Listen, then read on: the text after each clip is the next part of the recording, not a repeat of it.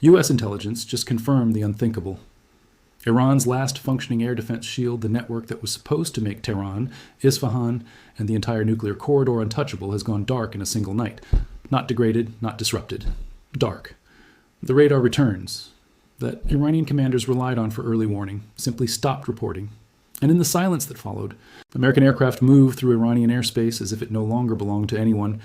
You're about to understand exactly how this happened, why it happened now, and why what comes next may reshape the entire Middle East faster than anyone in Washington, Tehran, or Tel Aviv is prepared to admit. The operation that triggered this collapse did not begin with a declaration of war. It began, as these things almost always do, with a single provocation that Tehran believed it could get away with. For weeks, Iranian-backed proxy forces had been testing American red lines across the Gulf, probing U.S. Navy patrols near the Strait of Hormuz, and shadowing tankers with fast attack craft while Iranian air defense units quietly repositioned their most advanced batteries around key nuclear and military sites. Iran believed it was buying time. What it was actually doing was giving American and Israeli intelligence a complete moving picture of every radar, every missile battery, and every command node in its layered defense network. When the strike came, it did not come at the obvious targets first. It came at the eyes.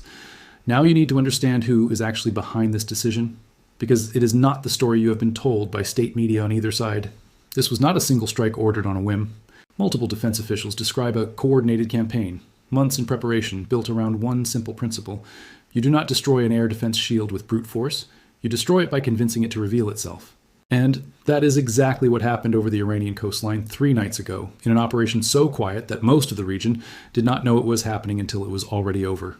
You will be very surprised when you understand what this means for every single military calculation Iran has made since 1979. Before we go further, you need to meet someone.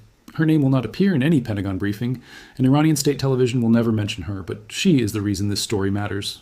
She is the wife of an Iranian air defense radar technician stationed near one of the country's most heavily fortified missile complexes.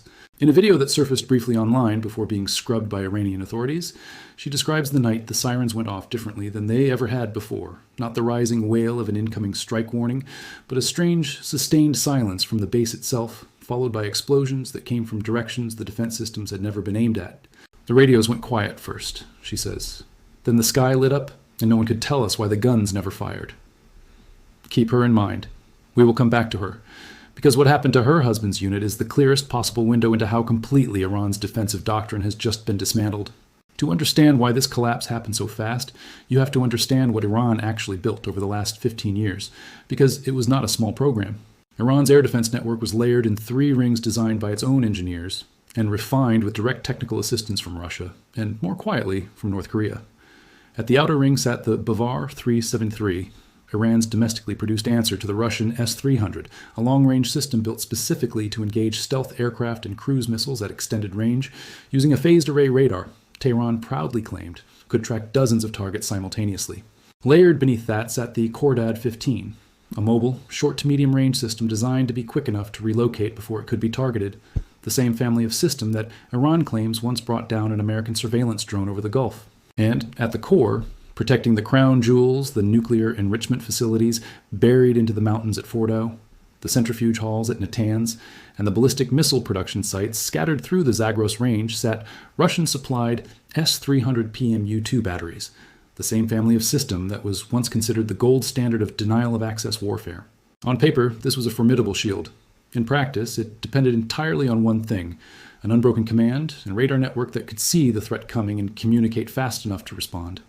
And that is precisely the weakness the operation was built to exploit. American and Allied aircraft did not attempt to punch through this shield head-on. Instead, over a period of weeks, a combination of electronic warfare aircraft, cyber operations, and deniable sabotage teams operating inside Iran systematically blinded the network piece by piece, corrupting the fiber optic backbone that linked radar stations to command centers and forcing Iranian operators to rely on backup communications that had been quietly compromised months earlier. By the time the actual strike package arrived, stealth aircraft flying corridors that Iranian radar operators believed were physically impossible to approach undetected, the shield was not defending anything. It was simply standing there, blind, while its own command structure reported that everything was normal. This is the part that should genuinely alarm anyone who has studied modern warfare, because it means the strike itself was almost anticlimactic. American stealth platforms, flying in coordination with long-range standoff munitions, launched from outside Iranian airspace entirely. methodically worked through the radar nodes, the command bunkers, and the missile launch batteries one at a time in an order clearly designed to prevent any single surviving unit from warning the next. Iranian officers at surviving sites reported watching their own network collapse in real time on their screens, station after station simply going dark, with no way to determine whether the silence meant destruction or sabotage. By dawn, Iran's ability to detect and respond to an aircraft flying anywhere over its own territory had effectively ceased to exist. This is not degradation. This is a nation that spent 15 years and untold billions of dollars building a shield specifically designed to prevent this exact scenario, and it did not survive first contact. Now, let's talk about what this actually cost. Because the price tag on a defense network like this is almost impossible for most people to comprehend. Independent defense analysts estimate Iran invested somewhere between $8 and $12 billion into its integrated air defense architecture over the past decade and a half, money that came directly out of a sanctioned economy already strained by inflation, currency collapse, and years of underinvestment in basic infrastructure. Every Bavar 373 battery, every imported Russian S-300 unit, every hardened command bunker cut into a mountainside represented resources diverted from a population that has spent years watching its currency lose value by the week. Iranian officials justified this spending publicly as the only guarantee of sovereignty against American and Israeli aggression. Privately, according to defense officials briefed on the aftermath, senior IRGC commanders are now facing an uncomfortable question from their own leadership. What, exactly, did this shield actually buy them, if it could be dismantled in a single coordinated night without a single American aircraft being confirmed lost? The human cost sits alongside the financial one, and it is not small. Multiple air defense installations were manned around the clock by technicians, some of them barely out of their 20s, trained for years in systems they were told were the most advanced Iran had ever fielded. When the network went dark, many of those crews had no meaningful way to fight back no functioning radar picture, no reliable communication with command, nothing but the sound of explosions moving methodically across the horizon toward positions they could not defend. Casualty figures remain unconfirmed and are almost certainly being minimized by Iranian state media, but defense sources describe entire radar and missile crews effectively neutralized without ever engaging a target. This is the true cost of the shield's collapse. Not just billions in hardware reduced to wreckage, but the psychological reality settling over Iran's military establishment that the deterrent they built their entire regional strategy around never actually worked the way they were told it would. So now the obvious question. Does this mean Iran is finished, defenseless, unable to respond? Here's where you need to be careful. Because the easy narrative that Iran has been completely neutralized and cannot strike back is not just wrong, it is dangerously wrong, and understanding why matters more than anything else in this video. Iran still possesses one of the largest ballistic and cruise missile arsenals in the Middle East, dispersed across hardened underground facilities that this operation never touched. It still commands a network of regional proxy forces, stretching from Iraq through Syria into Lebanon and down into Yemen, forces that do not depend on Iran's own air defense network to operate, and can be activated with a single order. And critically, Iran retains the ability to strike at the one target that terrifies every economy on Earth, the Strait of Hormuz, through which roughly a fifth of the world's oil supply moves every single day. A blinded air defense network does not mean a blinded nation. It means a nation with far fewer good options, forced to choose between a retaliation that could trigger a war it cannot win conventionally, or a humiliating silence that could fracture the loyalty of the very proxy network it has spent decades building. This is the moment where the steelman has to be taken seriously. Because a cornered Iran is not a defeated Iran, it is an unpredictable one. Military historians will tell you that regimes which lose their primary deterrent do not simply capitulate, they often escalate asymmetrically, precisely because conventional retaliation is now impossible. Iranian-backed Houthi forces in Yemen could intensify strikes on shipping in the Red Sea. Hezbollah, sitting on an estimated arsenal of well over 100,000 rockets and missiles pointed at Israel, could be activated in a scenario Israeli planners have wargamed for years and hope never to face simultaneously with an Iranian confrontation. Iranian proxy militias in Iraq could target the roughly 2,500 American troops still stationed there. On paper, this is the nightmare scenario. A wounded Iran lashing out through every available channel at once, dragging the entire region into exactly the kind of multi-front chaos that has haunted every American administration's Middle East planning for 20 years. But here is where the wall of reality comes in, and it comes in hard. Every single one of those proxy options depends on something Iran no longer has in abundance: credibility and coordination. At a moment when its own command structure has just been publicly humiliated. Regional intelligence services report that within hours of the strike, communications between Tehran and several of its proxy networks showed unmistakable signs of confusion rather than coordinated activation.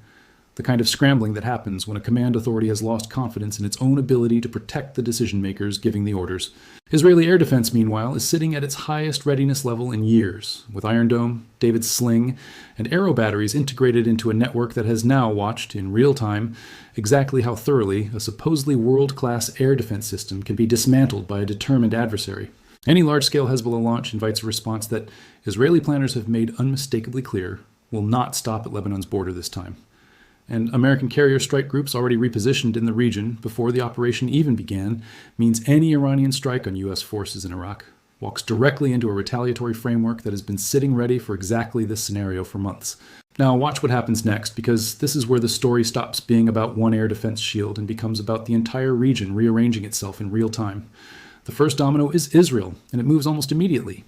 Israeli officials, who have spent years warning that Iran's nuclear infrastructure was protected by exactly the kind of layered defense network that just collapsed, are now openly discussing a window of opportunity that may not exist again for a generation. With Iranian radar coverage in ruins and command communications still being rebuilt, the case for a decisive strike on Iran's remaining nuclear infrastructure, the deeply buried centrifuge halls at Fordow that have survived every previous threat, specifically because reaching them required punching through exactly this kind of layered air defense, has never looked more achievable. Israeli defense officials have not confirmed operational plans, but multiple sources describe accelerated planning sessions and a reserve mobilization posture that suggests Jerusalem does not intend to let this window close quietly. The second domino is Saudi Arabia and the wider Gulf, and their reaction reveals just how much the regional balance of fear has shifted overnight. For years, Gulf states have quietly hedged their bets, maintaining just enough distance from Washington to avoid becoming Iran's next target, while never fully trusting American security guarantees either. That calculation just changed. Riyadh, which has spent billions building its own Patriot and THAAD integrated air defense network, specifically to deter Iranian missile and drone strikes like the ones that hit its oil infrastructure in previous years, is now watching proof that even Iran's most hardened, most expensive defensive architecture can be dismantled by a sufficiently determined operation. Saudi officials are reportedly recalculating the risk-reward of deeper security cooperation with Washington, with early signals suggesting an acceleration of normalization talks with Israel that had stalled for years, specifically because of fear of Iranian retaliation. When your primary regional threat suddenly looks far weaker than advertised, the political cost of aligning against it drops dramatically. The third domino is the one almost nobody is watching closely enough: Iraq. With roughly 2,500 American troops still stationed across Iraqi bases, specifically to counter Islamic State remnants, Baghdad now finds itself sitting directly between Washington and Tehran, at the exact moment tensions have never been higher. Iranian-aligned militias embedded within Iraq's own security structure face an impossible choice: activate against American forces and invite a retaliation that could finally force the total withdrawal Iraqi sovereigntists have wanted for years, or stand down and watch their own patrons' credibility evaporate in real time. Iraqi Prime Minister's office has already issued careful statements calling for regional de-escalation, a diplomatic way of saying Baghdad desperately does not want to become the battlefield where this confrontation plays out. The fourth domino stretches to Yemen and the Red Sea, where Houthi forces have spent nearly 2 years demonstrating exactly how much economic damage a relatively small Iranian-backed force can inflict on global shipping, with a fraction of the resources a conventional military requires. Every major shipping insurer is now recalculating risk premiums for Red Sea transit in real time, and several shipping companies have already begun rerouting vessels around the Cape of Good Hope rather than risk the Bab el-Mandeb Strait, a diversion that adds roughly 10 to 14 days and millions of dollars in fuel costs per voyage. If Houthi forces escalate in response to Iran's humiliation, global shipping costs and insurance premiums could spike within days, turning a regional military story into a global economic one almost overnight. And then there's the fifth domino, the quiet one, the one playing out not on any battlefield but in Moscow and Beijing. Russia, which supplied a significant portion of the very S-300 technology that just failed to detect an incoming strike, now faces an uncomfortable question from every other client state that has purchased Russian air defense systems on the promise that they represent world-class protection. Every country from Algeria to India that operates Russian-made air defense architecture is watching this outcome and asking the same question defense analysts are already asking publicly. If this system could not detect a coordinated blinding operation against one of Russia's most committed regional partners, what does that say about its reliability everywhere else it has been sold? China, meanwhile, watches with a different calculation entirely, quietly absorbing every lesson about how a modern integrated air defense network can be systematically dismantled through cyber and electronic warfare before a single conventional weapon, has even fired lessons that will almost certainly influence how Beijing thinks about defending its own contested airspace around Taiwan in the years ahead. While all of this plays out externally, the most consequential collapse may be happening internally, inside Iran's own government, where the political fallout from this failure is only beginning. For years, the IRGC's aerospace force justified its outsized budget and political influence within the Iranian system by pointing to exactly this air defense network as proof that Iran had built genuine strategic deterrence against both American and Israeli aggression. That justification just evaporated in a single night, and the political consequences inside Tehran are already visible. Reformist voices within Iran's fractured political establishment, long marginalized by hardliners who insisted military strength was the only guarantee of regime survival, are reportedly using this moment to quietly question whether the billions poured into missile and air defense programs might have been better spent addressing an economy that has left ordinary Iranians facing currency collapse, unemployment, and years of isolation. Iranian state media, predictably, is framing the entire event as a minor technical setback bravely endured.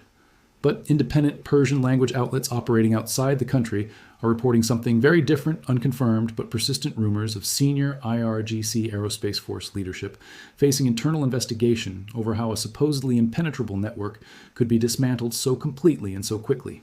This internal fracture matters more than almost anything happening on the external battlefield, because regimes rarely fall to foreign militaries. They fall when the population and the institutions that prop them up stop believing the story the regime tells about its own strength. Iran has spent over 4 decades building a national identity around resistance and deterrence, around the idea that the Islamic Republic, whatever its economic failures, could never be humiliated militarily the way the Shah's American-backed army once was. That story survived proxy wars, sanctions, and years of covert sabotage campaigns against its nuclear program. It may not survive a single night where the entire air defense shield simply went silent while the country's leadership had no idea why. Let's go back to the beginning, to the woman whose husband manned a radar station that night. In the days since, Iranian state television has not mentioned her husband's unit at all, an absence that speaks louder than any official statement could. She does not know, as of this recording, whether he survived the strikes that came after the silence, only that the last message she received from him described confusion, not combat. A soldier trained for years to fight an incoming enemy, left instead with nothing to fight because the system that was supposed to warn him simply stopped working. Her story is not unique. It is happening in radar stations and missile batteries across Iran right now, technicians and officers discovering in real time that the shield they were told was among the most advanced in the world existed, in the moment it mattered most, only on paper. Iran spent 15 years and billions of dollars building a wall meant to make it untouchable, a wall built on Russian technology, domestic engineering pride, and the political promise that the Islamic Republic would never again face the kind of humiliation it associates with foreign intervention. Today, that wall did not fall to overwhelming force.